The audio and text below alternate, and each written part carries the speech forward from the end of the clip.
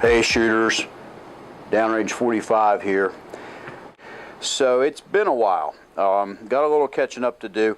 I've got a lot of things on the in the planning stages that we're going to be talking about. One of the things that primary that I'll just mention to you quickly, not going to say too much about it because it's not the subject of this video, but new acquisition here, an STI Trojan 45 ACP. We're going to be doing a full review on that and taking it to the range, talking about it, the results, and how it works out. I'm expecting big things from this. Been waiting to get my hands on this for a while. So, and this is the this one's got the optional factory hard chrome finish on it. Just what I wanted this time around. So we'll be talking about that more later. For right now, this is just eye candy. But let's talk about the subject that I'm here to discuss today. Let's get into it. When should you carry concealed? And I had a close friend who's no longer with us. He got into a boating accident. He drowned, unfortunately, not too awful long ago. But I remember back when I had my permit and was carrying, or somewhat sporadically, he carried every single day. He and I got no conversation, and I asked him, why do you feel the need to go out and carry on a daily basis? And he said something that stuck with me. I'm not saying I acted on it immediately, and I've got another experience that's more current to relate to you that has, changed my mind about this subject somewhat. But he said to me, you may need to protect yourself, but even if you're not under assault, what if you find yourself faced with a situation where somebody else is? And if you're concealed carry, you're able to protect that person, maybe save their life. But if you leave the gun at home, you leave it in the car, you don't have access to it, and then maybe someone else gets seriously injured or loses their life, and you could have put a stop to that. So that made me think. But there's something much more current that has happened, and I want to relate this to you. But I'm going to tell you a story of something that happened about a week ago, not far from where I live, and I'm sure that a lot of people right now wish that a couple of gentlemen would have given this some serious thought. I will say that even though this area that I live in has been relatively safe for most of my life, recently, and I say recently, I'm talking within the last few years, let's say 5 years, I've noticed the issues with drug-related violence getting worse. Now, for someone who's never even smoked a cigarette, never had a drink of alcohol, I know a lot of people out there watching this are probably going to say, what an idiot. They won't even drink a beer. But no drugs whatsoever. Pretty much a Boy Scout, I have to admit. How am I going to find myself caught in a situation where drug violence is an issue? And of course, some of you are also thinking, well, they got to find a way to get the money to get their drugs. So, burglaries, home invasions, those things certainly play a part. And you're actually listening to a guy that has an experience with a home invasion. Now, that's a story for another time. I did not have to discharge my weapon, but needless to say, the perpetrator had a 12-gauge riot gun about an inch from his nose, and that's how we resolved that situation. But I'm going to tell you about another situation that's much more sad, much more tragic, and it's just a matter of being in the wrong place at the wrong time, but it's a situation that any one of us could find ourselves in. But about a week ago, not far from here, an incident went down, I'm going to say about, 3:30, 4 a.m., it was over a drug dealing debt, I understand. Individual comes to the house, demands the money that he claims he's owed. The residents of that particular house do not give him the satisfaction that he was seeking. So he proceeded to dispatch both of them. Turns out there was a third person in the house that he wasn't aware of, and so that's where a lot of this information is coming from that led to his quick arrest. But here's the unfortunate part, the very unfortunate part. A father and son paper delivery team happened to be coming down that street as this perp was exiting this house where he had just taken out these two, I guess you'd say, his partners in drug dealing.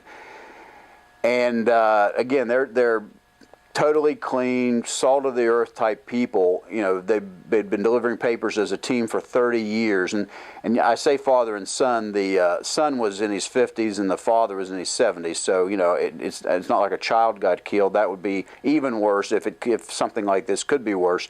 But needless to say, they were both adults, but they were a father and son paper delivery team, just caught in the wrong place at the wrong time. The man comes out of the house, there they are delivering their papers, and takes them both out.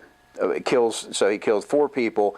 2, I don't lose any real sleep over, the 2 drug dealers, but here's 2 innocent victims. And I have to throw this in. The shooter had military background. Something like this caught completely off guard. Victim number 1 probably, to be realistic, probably doesn't have much of a chance, because obviously the shooter had experience. He was motivated. You had the element of surprise. But I can't help but think that if those 2 men had been armed, at least the second person may have been able to save himself and maybe even limited his. Now I'm not sure who got shot first, the father or the son, but perhaps victim number 1 would have only sustained a wound and not been terminated. And I have to believe that victim number 2 could have, defended himself, gotten away, survived the encounter. And so this just proves a point. We don't know when the time's going to come. So when should you carry concealed? Well, a better question would be, when shouldn't you? And these days I try to conceal in every single situation that is legal for me to do so. So the best policy, in my opinion, is to carry all the time, except in situations, and I know that there's some government buildings, obviously all the schools are off limits. You know where the places are that you just can't legally carry, and I certainly don't advocate breaking any laws whatsoever. But if it's legal to carry, then you should do it every single time. There are a wide array of ways to do that. I mean, I've got several out here. Many inside the waistband holsters that are available, and I am going to do an in-depth video on some of these. But there are so many different ways you can carry, and not even hardly know that you're carrying. Some of these holsters are quite comfortable, and I am going to talk about those in detail in another video. But the general public is not going to know that if you do it right that you have a firearm, and they needn't know.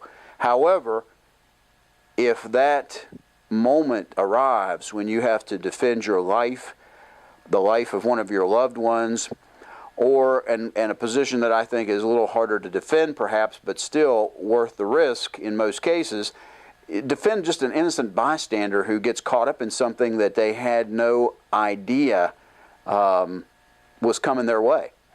So think real hard about that. I guess my message is, get yourself a firearm that you're comfortable with, learn how to use it, become very familiar with the operation of it, find yourself a concealed carry rig that you feel good about, that's comfortable. Obviously, get your permit. Don't be carrying concealed unless you're authorized to do so. And what's most important in this equation, I believe, is get the proper training so that not only do you feel confident in your ability to defend yourself and someone else if they need to be defended, but also it'll increase your own proficiency so that if that does happen, you can operate on instinct which is the only thing that would have saved these men's lives. If they would have been able to instinctively go for the weapon and defend themselves. If they really stopped to think about it, this guy coming down the steps, he's armed, he's ready to go, he's already charged up. You've got to be prepared to react in a split second. Now, there is a flip side, and this is another tragic story. This one goes back to about a month or 6 weeks ago, and it's also happened in a place not far from here. And this one's much more sad and harder to come to grips with because this is all inside of a family. But this is a prime example of why training is so critically important and why you need to know what to do and, more importantly, what not to do.